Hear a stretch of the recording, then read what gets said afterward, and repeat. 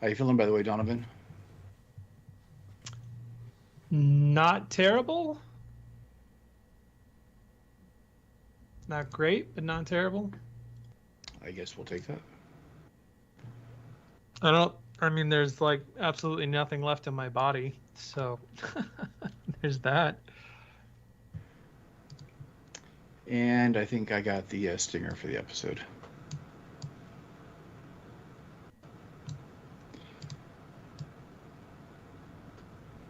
It's a stinger Hopefully, somewhere. yeah. Hopefully it was mild, but glad you're doing better at least. Yep. Yeah, So, I'm here. so what was the food poisoning from? At best I can guess, it was from a veggie hummus wrap from Tropical Smoothie Cafe, which are really popular down here. I don't know if you guys have them there. Never heard of It's it. basically a wrap and pita joint. So they tout themselves It's a as smoothie like, joint, but they tack on food. yes, it's a smoothie Let's joint. just but be they tack clear. on food. Yeah. Yep. But that's weird. I mean, because when I think about food poisoning, it's usually bad meat or something dairy that's kind of older.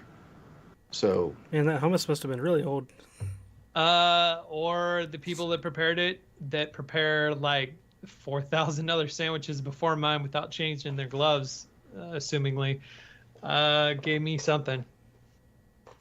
And it just hit. Like I was out in the garage and I was painting the King of the Red Lions on this canvas print that I got.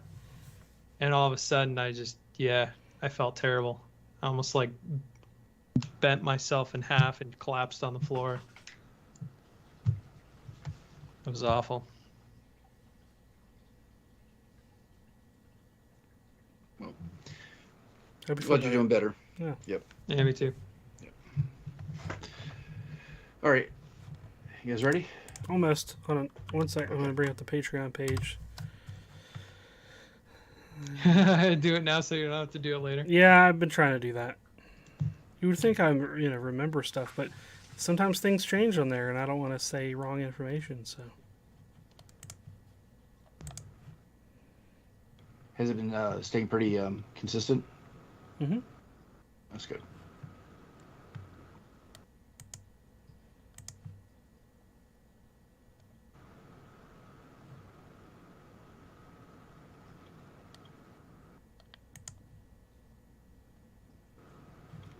Okay. All right. Okay. What's up, Internet? You're listening to the Making Geeks podcast, a podcast for makers, families, and geeks. Good evening, gentlemen. What's up? Hey. Yay. Donovan looks like a deer in the headlights a little bit. I'm sorry. You want I'm to... trying to be chipper. I don't feel chipper. Well, it wasn't really a criticism or anything. You just, with what you're telling us, off air, I'm glad you're feeling better, and I'm surprised you're even able to record tonight. But glad you are. Me too. So what you guys been up to this week? My kids, let's see. They're starting to get the Dungeons and Dragons bug, even though they've still yet to ever play. I let them check out some of the newer books that I recently acquired, as I talked about last week, for D&D, and Grant is like drawing sketches of all these characters he wants to make, and then we went on to HeroForge.com, which is like an online character creator, which is quite good, and I'm super mad I never thought of that, because I loved character creation stuff and like all these, like in City of Heroes and City of Villains, I loved creating the characters more than playing the game itself, and like it's such an obvious thing to make that an online thing to spit out miniatures. It's brilliant. So we purchased 2 little characters, and they're pretty neat. Grant is a warrior. He's got all kinds of armor on and stuff. He made him like 7 feet tall, and he named him the Warrior of Doom. But every time he says it, he says Doom really like bombastically, and like It's with a lot of gusto. It's pretty funny. And he has a version of him that is riding a horse. So we're trying to print out the version of him riding the horse. I've got the resin printer going again, and it's had a couple failures on his attempt. I'm not sure if there's a issue with the model. I'm still investigating that. But then my daughter, I think she chose like an elven. At first she chose a what was it? It was some sort of, it was like a centaur with like Pegasus wings and all this stuff. And then I told her that elves can like chant animals and, you know, communicate with them and use them for battle and all these things. She's like, I'm gonna be an elf. So she switches over to like this woodland kind of Erwin kind of character, I guess. And she's like riding a wolf because she didn't want to have Grant riding something. And so she's riding a wolf, and I don't know what the name is yet. She hasn't picked that out, but I successfully printed that on the resin printer just before I got on here, so that's pretty exciting. So we got some little paints from the little hobby store, and we're going to try to paint those up and stuff. And yeah, so it's a lot of little D&D-esque things going on. It's pretty exciting. And it's a good leeway into some of the stuff we might be geeking out today about. Yeah, definitely. What have you guys been up to?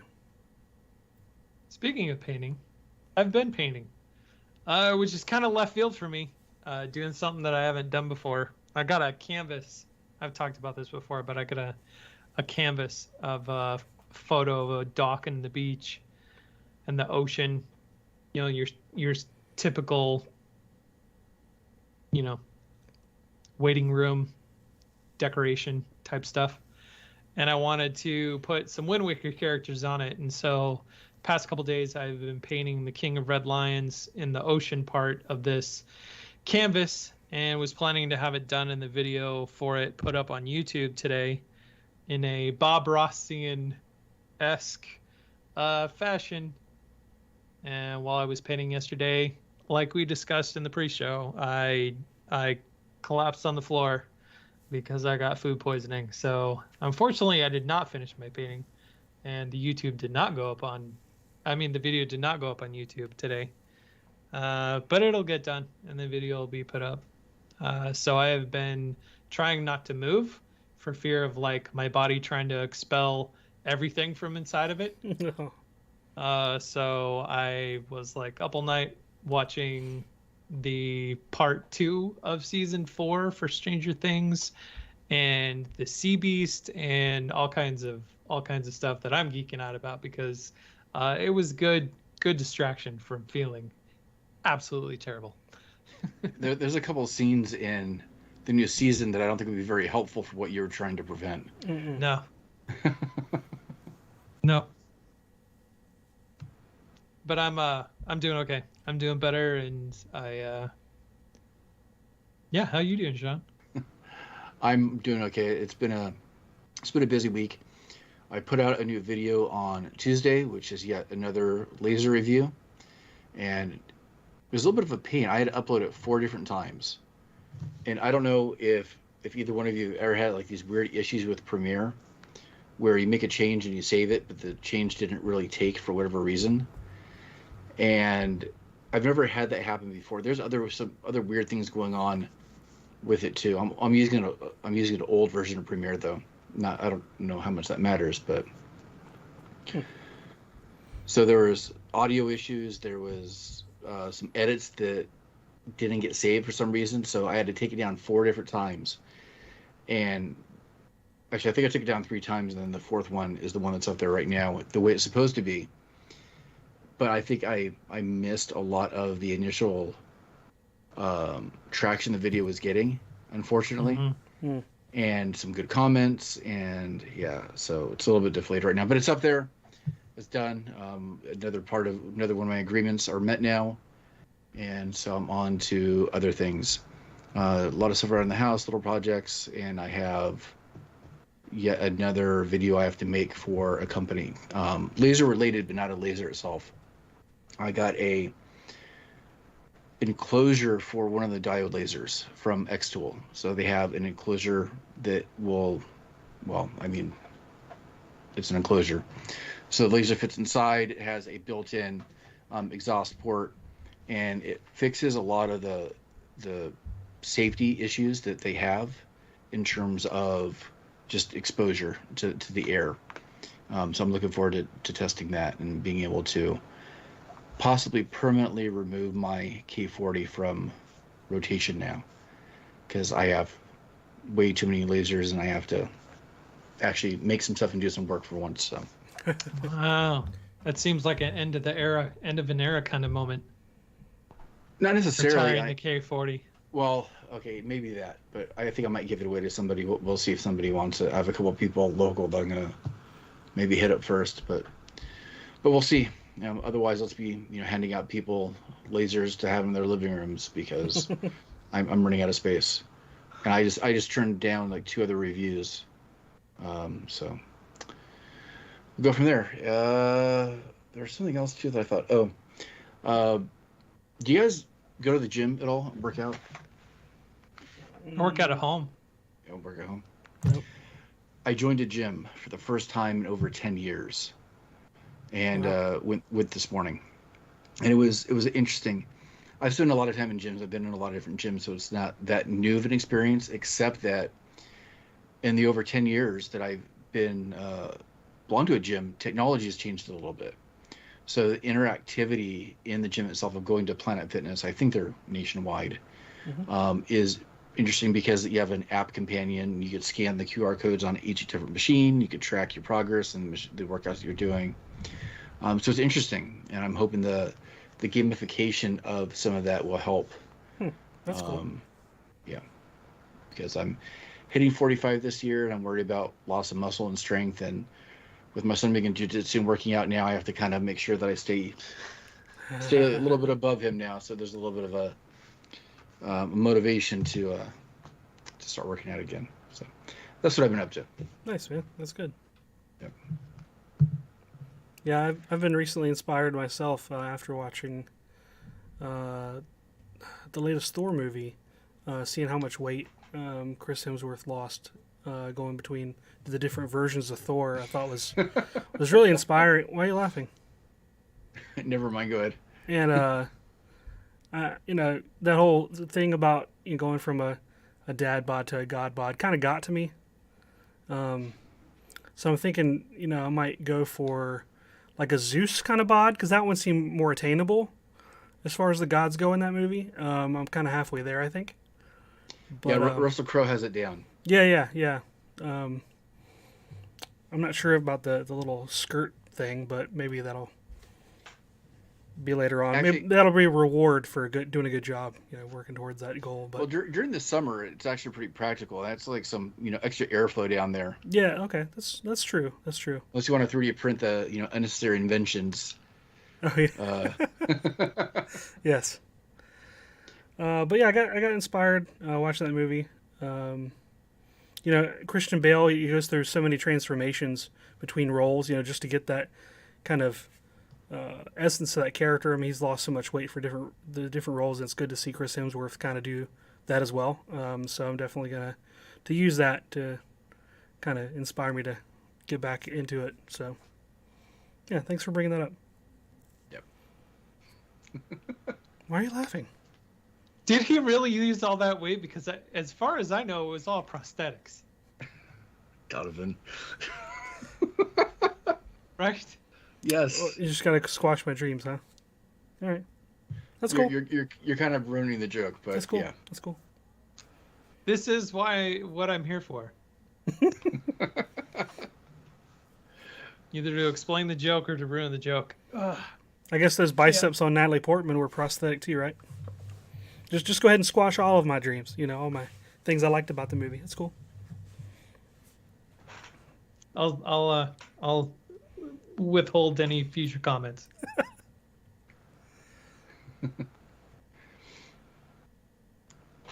So, what are you guys geeking out about? I was trying to work through like the inappropriate comments to get kind of back on track. So when you brought me out of the Portman, some other things came to mind, but Your internal monologue, huh? yeah. I have a special mute button for internal monologue.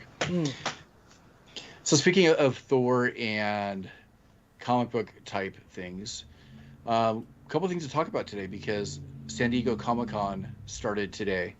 I didn't think like the official show started till Saturday, but I guess it's like maybe the early preview, possibly for like media and stuff, open today, which means that there's been a flood of things hitting the internet, and there's a couple things that maybe I'll just mention off the bat, and then we can kind of go through a couple of them and anything else that you guys might have seen. There is a new National Treasure Disney Plus series coming. There is a Dungeons and Dragons movie trailer that was just released. It's been in development for a while, but we finally got to see a little bit of it today. And the new slate for Phase 5, is that correct? So, what have you seen so far? 2026. It's only 4 years away. It's kind of interesting. That's not as far as when they released some of the other slates back in the day. They went out really far, if I remember correctly. Thinking like, wow, it's going to take so long to get there. And of course we got there, but I remember thinking and being pretty impressed with how far out they were planning. But I missed that specific announcement. You guys want to go into a little bit about that? I don't know the details, so Donovan, whatever you know specifically. Because I keep seeing the speculation stuff. I don't know what was officially released yet. I just watched. All I did was watch a highlight reel of Kevin Feige announcing the Phase 5. I'm trying to pull it up. The next one being Ant-Man. Was it Ant-Man and the Wasp? No, next one's Black Panther. Yeah. Oh, Black Panther. At the end of this Wakanda year. Forever. Yeah. November, and then the Marvels, I believe. Marvels in November, which they still don't have a trailer out for, which is kind of weird, being this close to. Wakanda's in November. Yeah. Marvels is next year. And then Wakanda's in November of this year. Okay. Yeah. But the big things were Secret Invasion, another Deadpool movie, so Deadpool 3, a new home or something like that. The next Shang-Chi movie, the Marvels movie, obviously. Yeah, just a whole. Funny, I didn't see that slate. Interesting. I'll have to look for that later. Guardians of the Galaxy Volume 3. Fantastic Four, that was another one. Oh, yeah.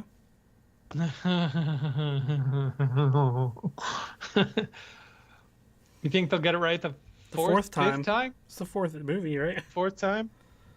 Yeah. That's right, it is the fourth movie. Yeah. Mm-hmm. The fourth Fantastic Four. Well, if they're going to get it right, they better get it right on this one. Yep.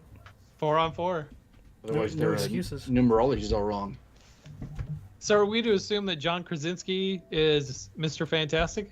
No, I actually don't think he is at all. That's disappointing.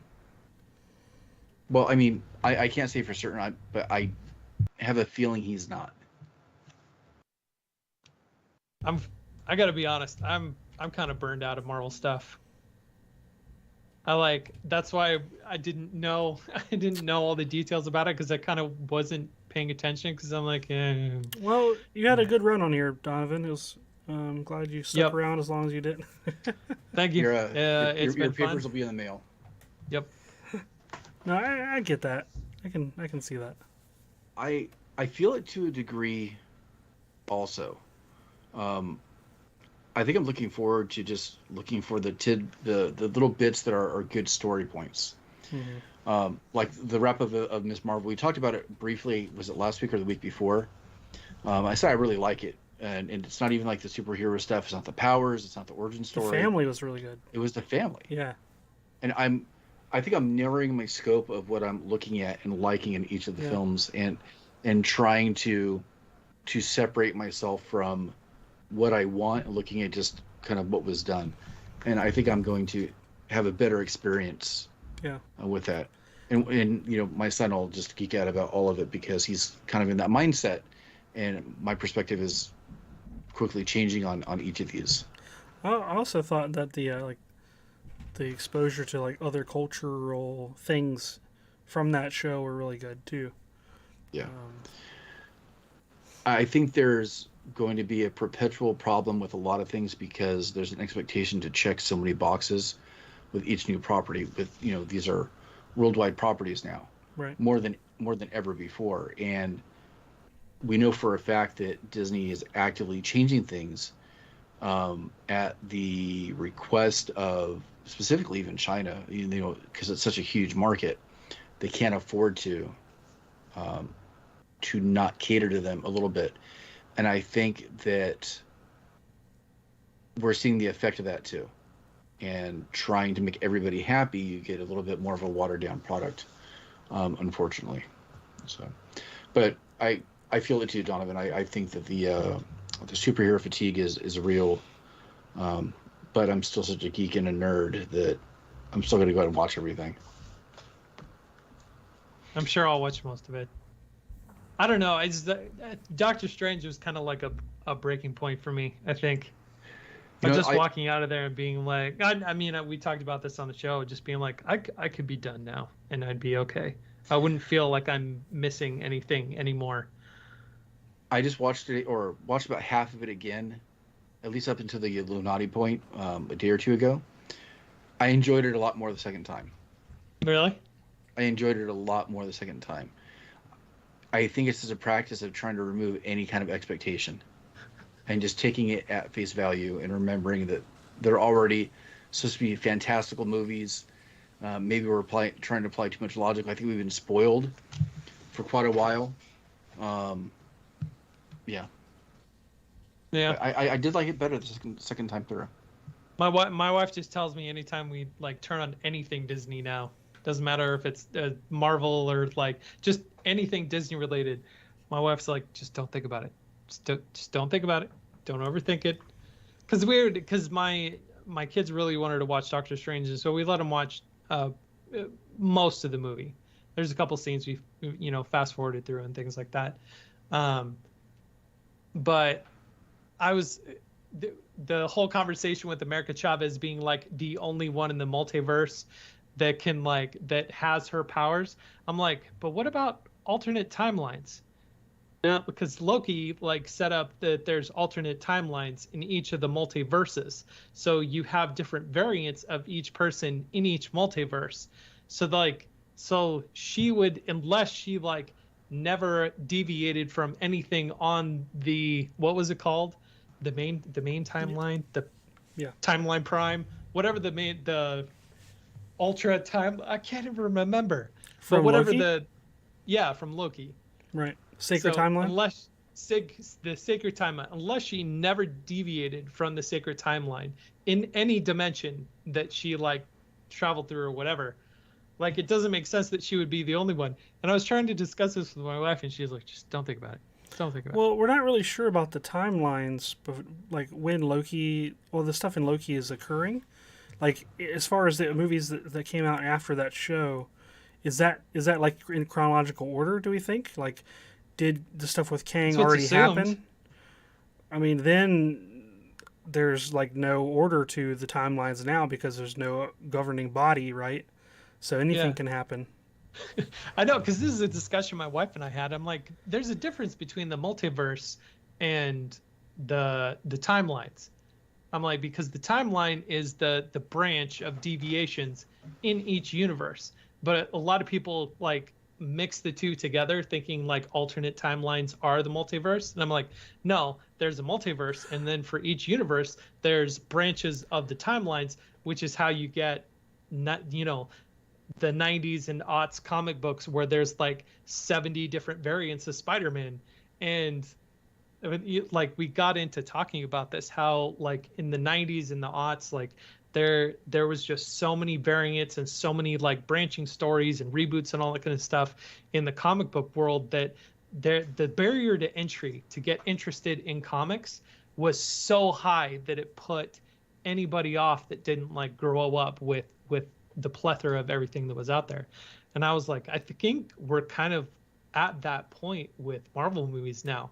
I'm like, the barrier to entry to every new movie is so high because you had to have watched 9 movies to watch this movie to understand what's going on, or you have to watch 11 movies to understand what's going on in this movie, or and there's so many different reboots and variations and like all this other kind of stuff, that the barrier to entry to the lay person, the non-geek, you know, whatever, is just so high that it's like it's losing its luster, even for somebody like me that like loves stuff like this. You're asking questions I don't think they've officially addressed yet, though, too.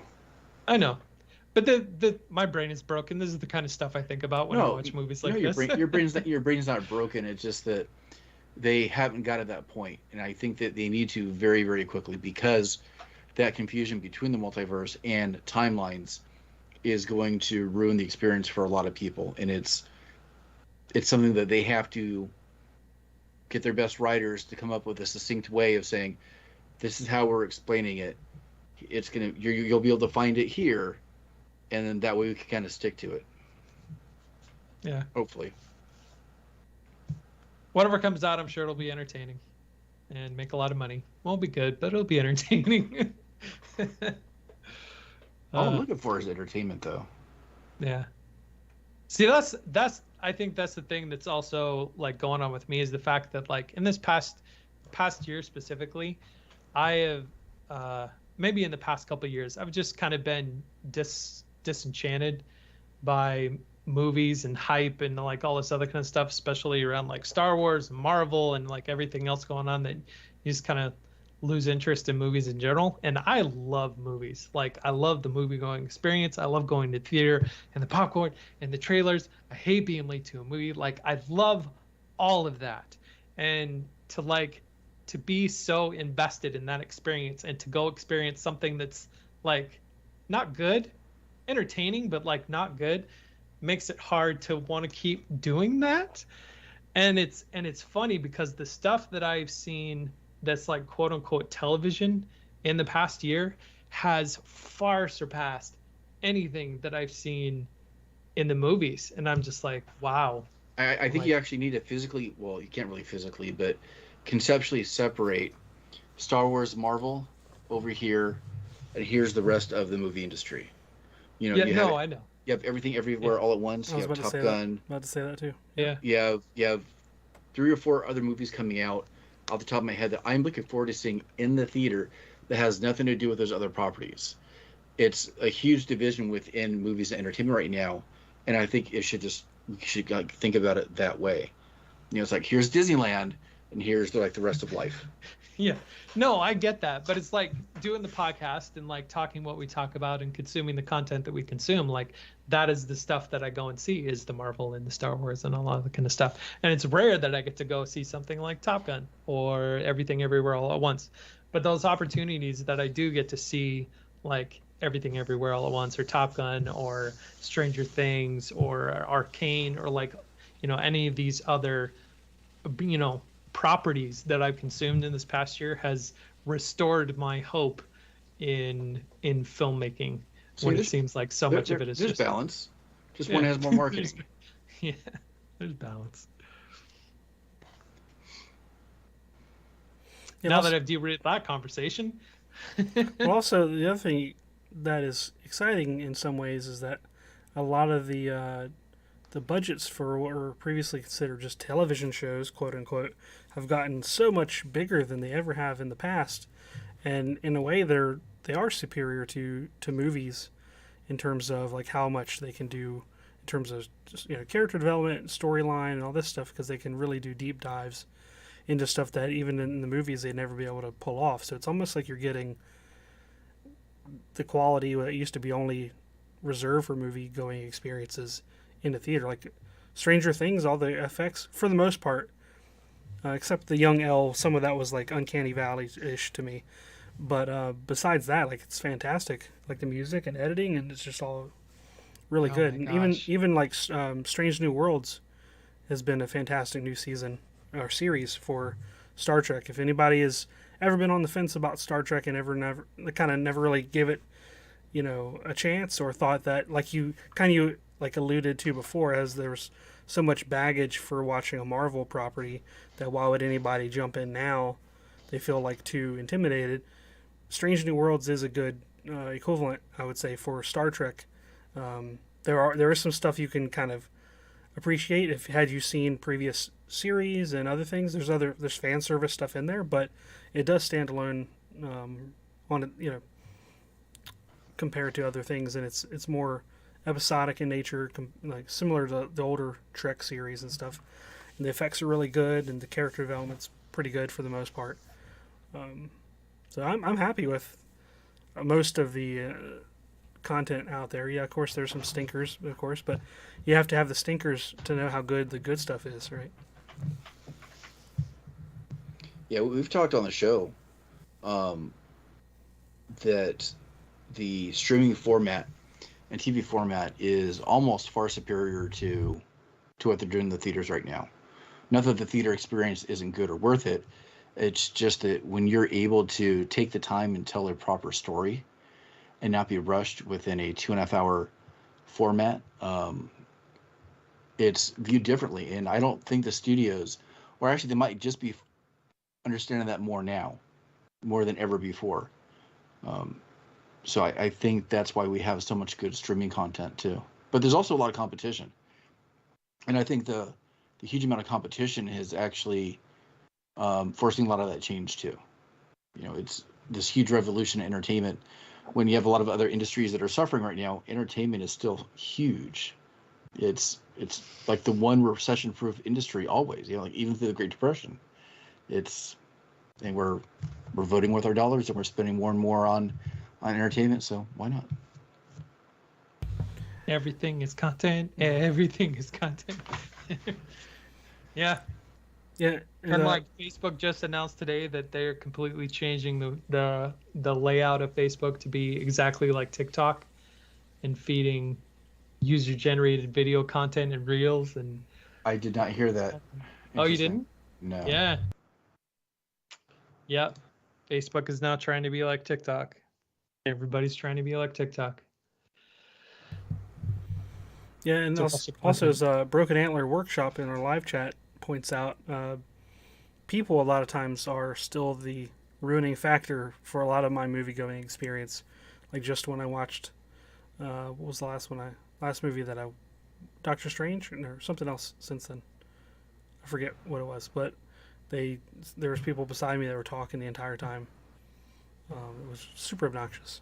And also we've invested some money here at the house to our home theater kind of setup, especially the audio equipment, and it's somewhat of a downgrade for us to go to the theater, to be honest, for a lot of this. Like we went to see The Quiet Place 2, which is our first quote unquote post-pandemic movie, even after the big gap there. And it was not very good because it was, as I've talked about this one before, they showed it right beside the latest Fast and the Furious movie. So during like 90% of the movie is quiet. It's called The Quiet Place. You hear like all this stuff. It's supposed to be like these intense, suspenseful moments. I'm like, really? Okay, this is horrible. and then of course we get home and see that like on HBO Max or something, or maybe it was even on Paramount Plus, they had The Quiet Place 2. You could stream it. And I was like, seriously? I could have watched, it's like saved $50, and all this food and all this stuff. And I could have just watched it in a perfect environment here at home. I was so mad. I can attest to that, to your sound setup that you got going on, because it made being introduced to Stranger Things an incredible experience, because the sound design in that series is phenomenal and the music in that series is phenomenal, and hearing it on your sound system and surround sound, and like you could feel everything. Oh my gosh, it was amazing. I feel like I miss out watching any Stranger Things that's not in your basement. Oh. I watch it anyway just because it's so good and I don't want to miss it. But yeah, I was like, this would be so much better. That was a fun experience, definitely, for sure. I'm glad we all got to do that together. Yeah, maybe we should have a meetup again for season 5, and we can watch the end. So we watch the beginning together. We could watch the end together. That would be amazing. Yeah. Yes. And then play Dungeons and Dragons. There you go. Yeah. And complain about how bad the movie was, because that would be after the movie was released. Yeah. So speaking of the movie, the trailer was released today, and I think we all had a chance to see it, right? I did. I saw it once. Yeah, just before we went on live. What is your initial reaction to it? It felt like Thor Ragnarok Part 2. Just All right. with the way they implemented like the music and sort of the levity and like comedy-ishness to it. I don't know. That's my first initial thoughts. It looked like it could be a fun, silly popcorn movie, but it could go off the rails really easily. It's sort of trying to balance that. I don't know. So, did you guys ever see the original Dungeons and Dragons movie? I was just about to ask that. I did not. Because I remember. So I still have not played D&D. I didn't.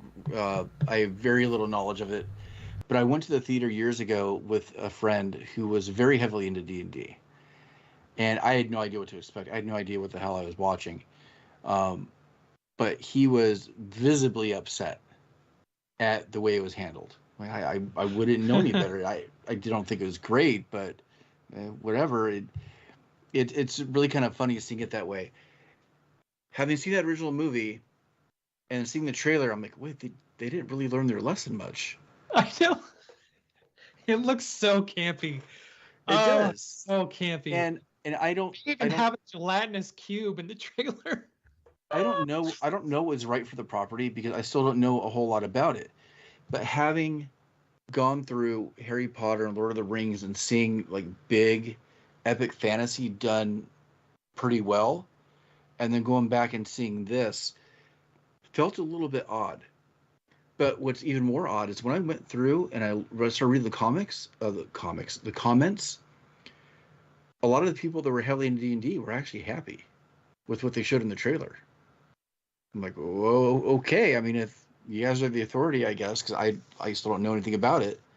I was surprised that it was getting such positive feedback in the comments. I thought they would have ripped it apart, but they didn't. At least the first 50 comments that I kind of scrolled through and glanced at, they were kind of happy. I'm like, okay, maybe I'm wrong.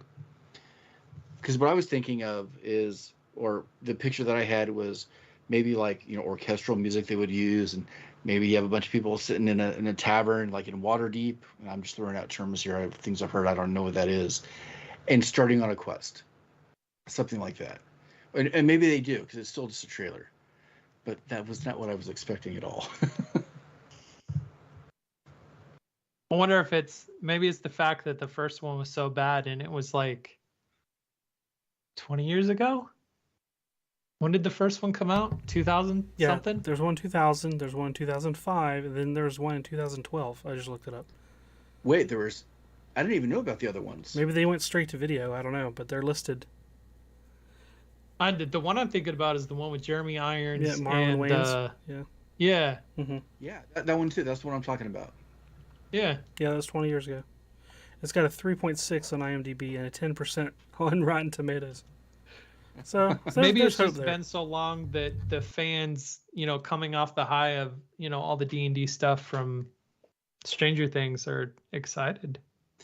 For a quick moment, I was wondering because one of the characters looked like Vecna a little bit from Stranger Things. I'm like, are they double dipping here? Are they going to use the same thing? I mean, it's possible. Well, it is, because the movie's probably been in production for a long time, and then Stranger Things comes out, and then you could have this overlap. And it'll be kind of messed up if Stranger Things just does it so much better anyways. I'm sure it will be entertaining. Probably not good, but I'm sure it'll be. Just for fun, I think I want to go back and watch that original D&D movie. Oh man, we should do like a live stream where we're just kind of ragging on it the whole time. That'd be fun. Yeah, Mystery Science the Dragon Theater. Ball Z movie. Yeah, we've talked about that before. Almost like not necessarily riff tracks, but kind of like the lively commentary during. Yeah, that'd be fun. I heard some interesting news that Henry Cavill's coming back to be a Superman. Is that confirmed yet? It seemed like that was a rumor. He's supposed to be attached to the Black Adam project somehow. Well, possibly that, but also maybe Man of Steel 2. I hope so. We should find out for sure this weekend. I really like Cavill as Superman. I do too. I think he did underutilized. Yeah. In some ways, I think so too. Yeah. Didn't they make a Man of Steel 2? Nope. No. Or did it just go right from Man of Steel to Superman versus Batman? Yep. And then Justice League. Yep. Oh. Yeah, he got You're screwed. right. I like Man of Steel a lot better than a lot of other people did. I thought it was a pretty good movie. Overall, I thought it was good. The soundtrack was awesome. I played that Yeah. thing a lot before and after it came out. Still very much a Zack Snyder movie, but it was pretty good. Yeah, a lot of the problems that other people kept pointing out kept making me angry whenever I would watch like trailer or reviews and stuff. Yeah. Like, oh, I can't believe Superman killed Zod, blah blah blah. I'm like, did you not see Superman 2 in the 80s? Like, they literally killed Zod. They threw him into a pit in the Fortress of Solitude, and Lois sucker punches what's her face, and she falls into the same crevasse, and then they laugh and high five after that. Like, it's so dark because like they get their powers sucked, drained, so they're human, and they fall into like a bottomless pit. Of course they're dead. And they're like, ha, good job, Lois. Oh, you sucker punched her. Good job. And I'm just like, that is so messed up. That's way worse than Henry Cavill snapping the neck. Like, what are you talking about? Do you not remember this? The campiness of the movie, I think, kind of hides the atrocity a little guess. bit. It's so messed up. I went back and like watched it to make sure my memory of it was accurate, and it's like way worse than I remembered in terms of campiness and like just flippant disregard for, life. And I'm just like, okay, you guys have no room to talk. Oh, back in Christopher. And this is another thing. This is a whole tangent. Everybody on YouTube practically calls him Christopher Reeves. And it makes me so upset that they put the S on there. I'm like, and they're like, oh, I'm the biggest fan of Christopher Reeves. I'm like, are you? Or are you really? Such a huge fan, you can't say his name right. Oh my gosh, it drives me batty up the wall.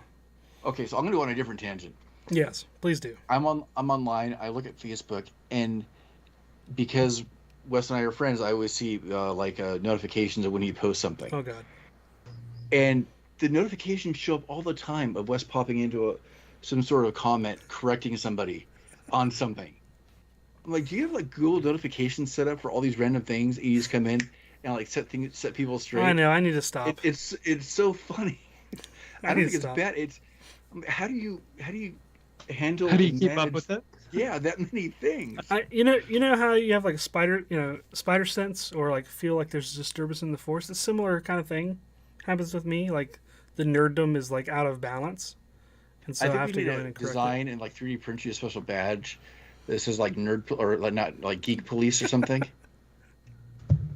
Because it's even more than grammar. It's not like even the just Judge grammar. Dredd. Canon inspector. Yeah. Yeah. That'd Wrong be kind of canon. fantastic. Yeah. They say canon. They that was on purpose. That was on purpose that I said that. They put CANNON. Oh, the Marvel canon. Da da da. I'm like, did they shoot a cannon? No. Wrong kind of canon. Like, Yep. That's Most people don't know it's spelled a different way. They don't, and they're just like, oh, blah blah. Okay, dude. Whatever. Those tangents are fun. Yes. You know what else is fun?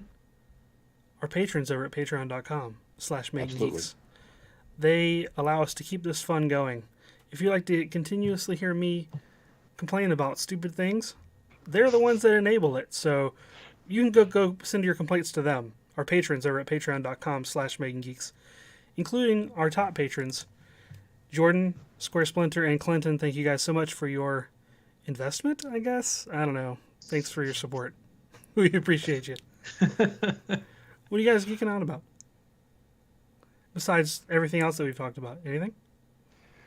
First of all, Maker's Portal just commented that Wes corrects the metaverse. Yes, I'm kind of like the Metaverse watcher. police. I'm the watcher. Yeah. We're going to do some Photoshop there and make that happen. I'll go first for geeking out. I'm geeking out about this really cool show that came out in the 1960s. I'm not sure if you guys ever heard of it. It's called Star Trek. We have Paramount Plus right now for a limited time. I think I talked about it on the show before that we want our kids to watch some of the original series and stuff before they watch any of the new movies. So we just subscribed, and we've been going through watching some of the original series. But I forgot who it was. Somebody recommended like a primary list of like these are the episodes that probably have like the biggest weight or the best to watch. So we've been going through those, and this is the first time I've ever gone through and watched the episodes with any real intent or purpose, other than just like something passively that's on, like really, really paying attention. And I'm really, really liking it. We just finished the Glass Menagerie, part 1 and part 2, and I think I'd seen those before, but I didn't really carry any real memory of them because, like I said, when I was watching, it was just passive, not really paying true attention. And it's fantastic. And my daughter has this weird thing at her age right now where she pretends to be really adverse to anything that seems like geeky or anything that my son really likes, just kind of that sibling rivalry issue right now. But over dinner, we were asking some questions about the episode because there's a lot of ethical type of situations. She was like on top of it and asking questions and fully got it, probably more than my son. My son being, early teens is this kind of spacey in the head sometimes, got a little bit of the teenage brain.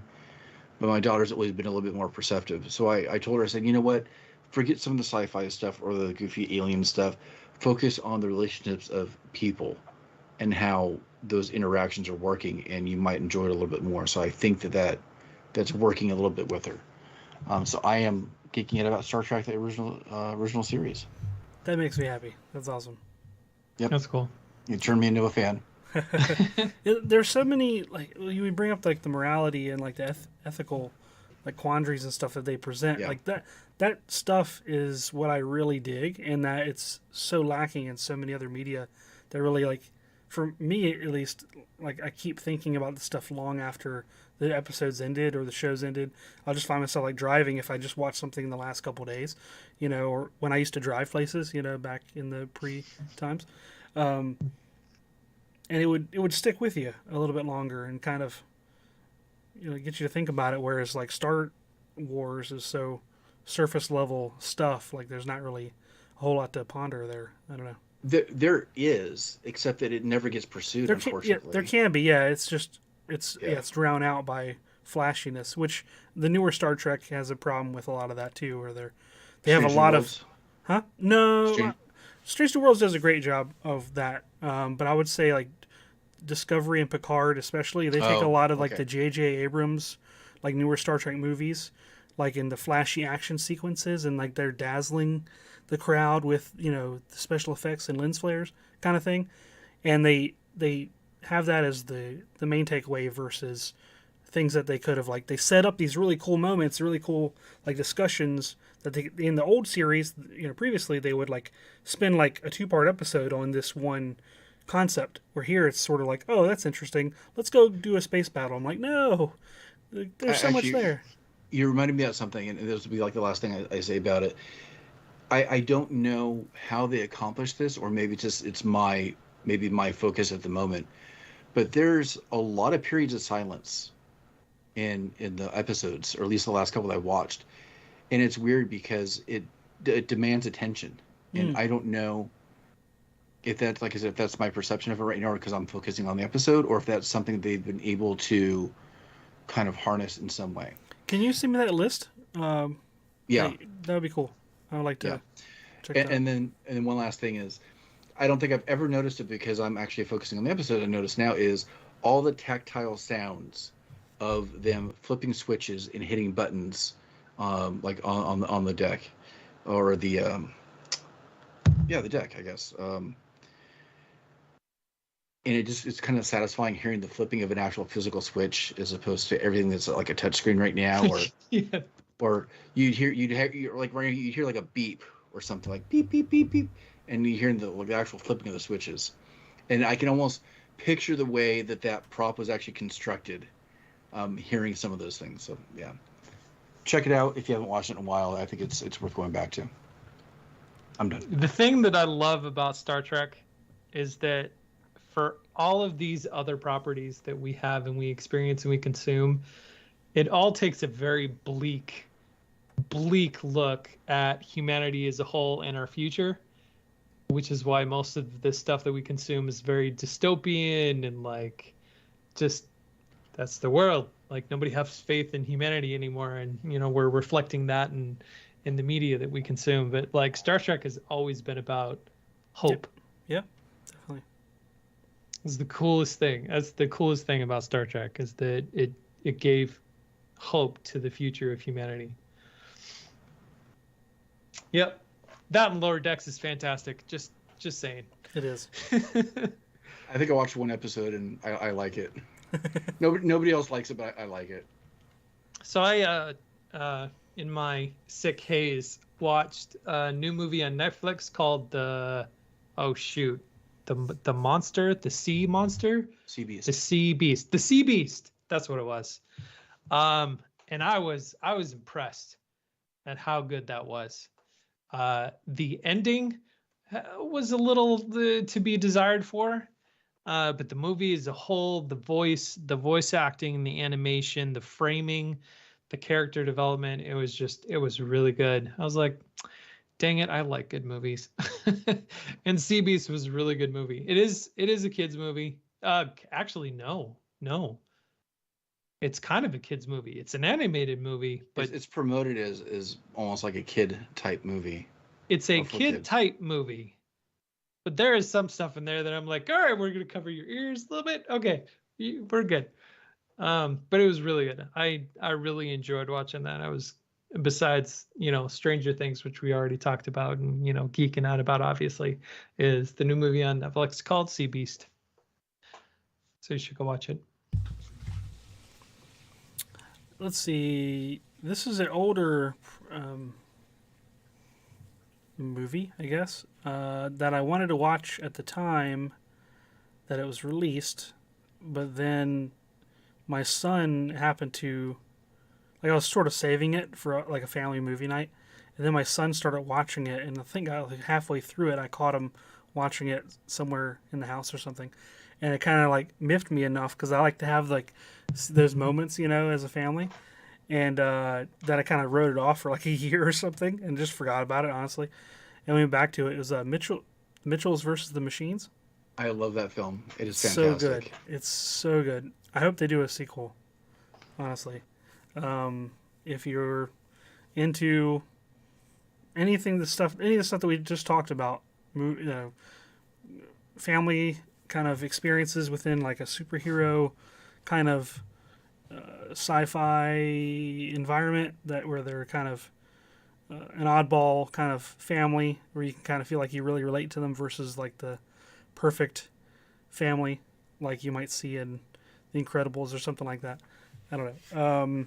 It was great, and all the kids really liked it, and a lot of the jokes hit pretty hard, and they were pretty funny for some reason. Like a lot of it was the same creative team behind Into the Spider-Verse, which makes sense, because it felt like, not like a sequel, but a spiritual successor in a way, like a cousin to that, and it was great. So highly recommend it. It's on Netflix. But yeah, that was another Netflix one. Yep. Man, it's funny, like hearing all the news about Netflix and losing 1 million subscribers and all this other kind of stuff, when I'm like, the best content out there right now is on Netflix. It's funny that it's like they're making such good Is it stuff. Cake? My daughter loves that show, and it's so obnoxious. Is it Yeah. Cake? No, it's not Cake. Is it Cake or will it cake? Is it Cake? Is it Cake? Yeah, there's some stinkers, and there's some good stuff. The other companies definitely have them on the ropes for sure, especially with the new Lord of the Rings, Tolkien property coming out. That could be. Oh, did you guys see the new trailer? Yeah, I did. I feel like I am done with that universe, though. Oh yeah. I mean, I'll probably watch it because I'll probably watch it, but I watched the preview and I don't get excited about anything. It makes me want to go back and watch the trilogy again. That's it. That's exactly what we're doing. Mm-hmm. Yeah. Because I pulled the trailer for everybody to watch the day before yesterday, because I didn't realize there was a new trailer that came out, and the teaser, is that what they call them now? The teaser before so the teaser that came out like a month ago or whatever, it didn't feel like Lord of the Rings.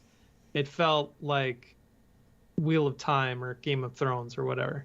Like, it didn't feel like Lord of the Rings. But like the new trailer, like honestly felt like Lord of the Rings. And so we're like, whoa, let's watch The Hobbit. So we're going through the entire Lord of the Rings universe now in preparation for something that's not coming out for another month. But I think it's going to come down to the characters, though. I mean, because the characters in the original trilogy were so compelling, and if they don't have good enough actors and the character roles written, I just don't think it's going to work as well. It'll be a spectacle, whether it's an awesome spectacle or a hilarious waste of money spectacle. Either way, I'm there for it. Let's do it. The most expensive show in history. Mm-hmm. Yeah. As long as Jeff Bezos has to pay for it directly out of his wallet, I'd be happy. Gosh. Oh, something that I'm gonna kind of double down. Something else that I'm geeking out about is that the first pictures of the locations and sets came out of the Fallout for the Fallout series being filmed for Amazon, and they looked great. I cannot wait. Fallout is one of my favorite franchises ever. Wait, for real? Yes. Amazon announced this a couple years ago, and they're filming. The sets are built. They had the Super Duper Mart shown with like the old beat up trucks in front, and I'm so on board. Something that I don't think I've ever said on here, but I would love to have an actual full set of power armor, more than a stormtrooper like outfit, full power armor. I have nothing to add to that. Yeah. I've barely played any of them. Yeah, I love that series. I don't know, something about the post-apocalyptic nature speaks to me. Probably not a good thing, but Speaking of speaking to things to you, if you want to speak to us directly about anything that we're working on or discuss here on the podcast, especially if you want to correct a Wes correction, Do it. it is possible. Very you can likely. contact him over at Geeksmithing. If you want to talk lasers with Sean, because he knows a lot about lasers, or maybe he's burnt out on lasers, pun intended. Yeah, boom-chi. Either way, you can find him at Geek Builders. If you have an interesting food poisoning story, I would love to hear, because some people have shared theirs with me, and they probably were not hilarious in the moment. But sounds like a crappy time. yeah, it's great, kind of reminiscing with somebody who went through the experience, so you're commiserating together on your miserableness. Anyways, you can find me at Once Upon a Workbench. If you have a good story, come and share. If you haven't done so in a while, go ahead and check out the website, makinggeeks.com. We have a contact page where you can go ahead and send us direct comments about the show, or even ideas for topics. We're open to hearing all those. On the homepage of the site, you can listen to all of our past episodes right there in your browser. We also have a shop with some Making Geeks themed merchandise, so go ahead and check that out when you have a chance. Want to thank everybody for hanging out in the live chat. It's always a lot of fun seeing the side conversation going on, and kind of the real-time responses to what we're saying while we record. It's always a lot of fun. If you'd like to be part of that cool group, we record every Thursday evening, 6:30 Pacific, 9:30 Eastern, and 8:30 Central. 3 for 3. Nice. And you can find new episodes of the show on your favorite podcast player of choice around every Saturday morning on your favorite podcast player of choice. So from all of us to all of you, have fun geeking out with all the new announcements with Comic-Con this weekend. And we'll see you next week. See you later, guys. Later. Did you guys see the Atari set on Lego? I did. Oh, and the Bowser set on Lego? Oh. You like the Bowser one? Yeah, I think so. I wasn't really on board with it until I saw it like in action and like what they were doing with it, and it gave me some ideas. Oh, maybe that's why I don't know. I didn't It's know got anything some else. like puppetry like mechanisms on the side of it, and you can actually animate there him. we go. And his legs, like when you pick him up off the shelf, his legs are rigged in such a way that they kind of curl under him, so you can make him jump on the table, and it looks like he's like doing a Bowser kind of stomp. And especially if you have the little Mario adventure set, which we do, it interacts with that. And it can shoot fireballs from his mouth, and it looked kind of cool. It looks pretty big too. Wow, So $269. it's yeah. So we are still recording.